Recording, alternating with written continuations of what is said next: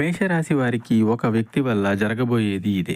ఆ వ్యక్తి రాక మీకు సంతోషాన్ని కలిగిస్తుంది. అలాగే ఇష్టదైవాన్ని ఆరాధించడం వల్ల మేషరాశి వారికి మేలు జరుగుతుంది. ఈ రాశిలో జన్మించిన వ్యక్తులు ఎవరైతే ఉన్నారో ఆ వ్యక్తులకు ఆర్థికంగా ఇబ్బందులు అధికంగా ఉన్నట్లయితే గనక, అప్పుల బాధలు అధికంగా ఉన్నట్లయితే గనక, అప్పులు, ఆర్థిక సమస్యలతో పాటుగా కుటుంబ సమస్యలు తొలగిపోయి ఇబ్బందుల నుంచి బయటకు వచ్చే అవకాశం వీరికి ఎక్కువగా కనిపిస్తుంది. అది ఎలాగా అంటే ఇష్టదైవాన్ని ఆరాధించాలి. ఇష్టదైవ ఆరాధనే మేలు కలగజేస్తుంది. అలాగే శనిదేవునికి నవగ్రహాల దగ్గర నువ్వులతో ప్రత్యేకంగా పూజలు చేయండి. నువ్వుల దీపం వెలిగించి నల్లటి వస్త్రాన్ని శనిదేవునికి మీరు సమర్పిస్తే మీ కష్టాలు తొలగిపోతాయి.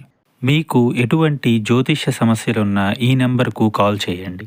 భార్యాభర్తల సమస్యలు, సంతాన సమస్యలు, స్త్రీ పురుష వశీకరణం మరియు ఆర్థిక సమస్యలు, ఎటువంటి సమస్యలకైనా పరిష్కారం చూపబడును. గుప్త నిధులు తీయబడును.